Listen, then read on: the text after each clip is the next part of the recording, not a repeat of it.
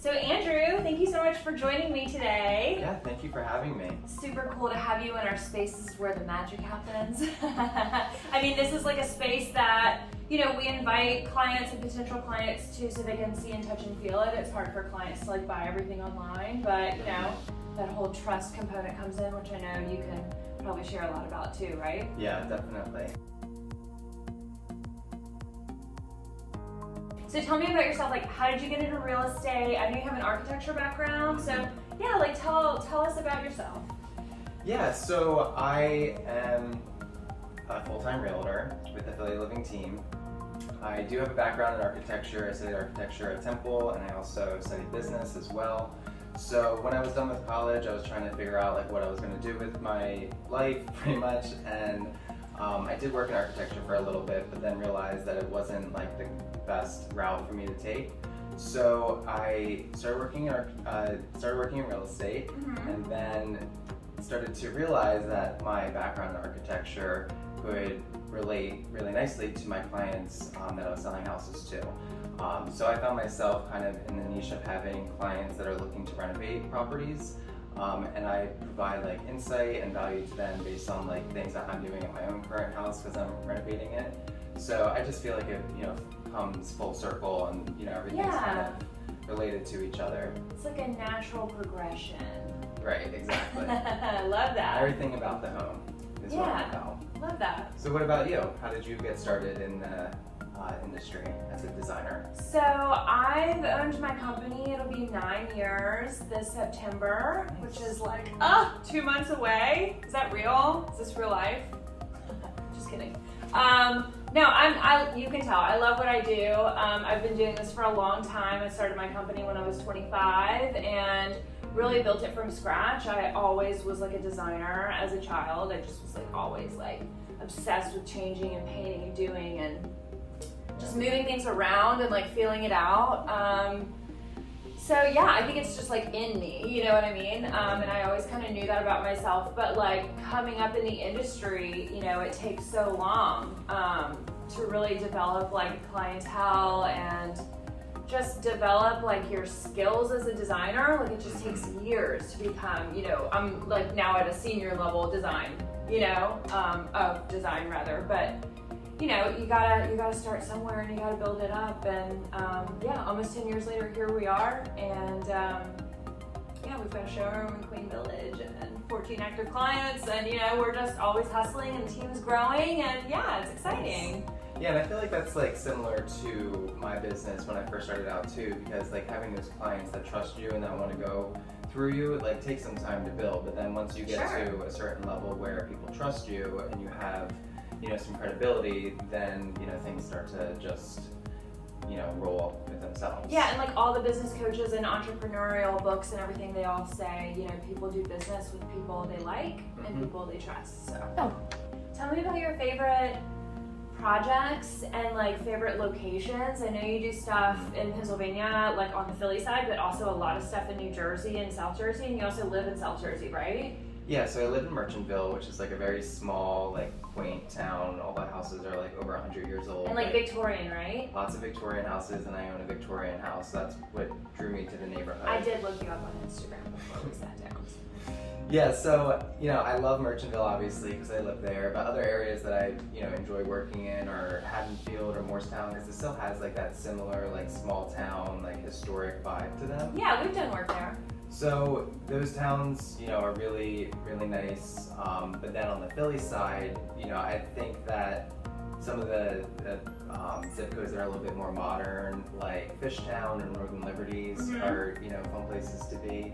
Are there any specific areas that you work in that, you know? So I'm working on taking my company national at the moment. We're taking on our first Florida project and potentially a Denver project around the corner. So, but the bread and butter for Henck Design over the years has been being located in the city, which is sort of like in between the shore and like the main line and PA suburbs just outside of Philadelphia, right? So we kind of cater to all three markets, which I'm really passionate about because it gives me the ability to not just be like one note with like modern new construction. Do you know what I mean? We get a lot of like mainline or suburban jobs where people are renovating, right? And they're, you know, really overhauling stuff. And I think right now, I mean, you could probably expand on this too, but you know, it's such like a seller's market that like people are getting top dollar for like fixer-uppers. Right. You know, so it's like, it's so, the inventory is so limited on the real estate side that, you know, people, it's really hard to find that like turnkey dream home. Like you almost are like locked into probably doing some work unless you're spending like, you know. Exactly, yeah. Or if you're going to be like searching for 6 months for a house. Right. Like what's your timeline? Because yeah, so we do shore, down the Jersey Shore, you know, we do a lot of beach properties and we do a lot of stuff in the city, whether it's like Rittenhouse, Bread Hospital, a lot of it's new construction, but sometimes renovations as well, and then mainline as well. So. And that's what's so great about this area in Philly too, is because you're so centralized to so many different things. You know, me being over the bridge in Merchantville, which is just 10 minutes from the city, like I chose to live there so I would have access to clients in the main line or in Philly or even, you know, down the shore. So yeah, it's just like a great area with lots of, you know, different it is. little towns like around it. Yeah, and like the Poconos, like there's mountains nearby, there's ocean, right? There's like these like rolling beautiful green hills. So Pennsylvania and New Jersey, like just our area or tri-state area, we're doing a job in Wilmington too. So it's like, I like to say we'll go anywhere within like 2 hours or so. Okay. But you know, as we grow, we have like a bigger footing and reach. Yeah. So, House of Andrew Tyler. I obviously follow you on Instagram. I love your aesthetic. I feel like we kind of have this like black and white thing in common, and you know, you've been really busy renovating. Like, was it mostly through COVID? Yeah, so I bought my house right when the pandemic started, like a month before. And so like February 2020. Yes. Okay.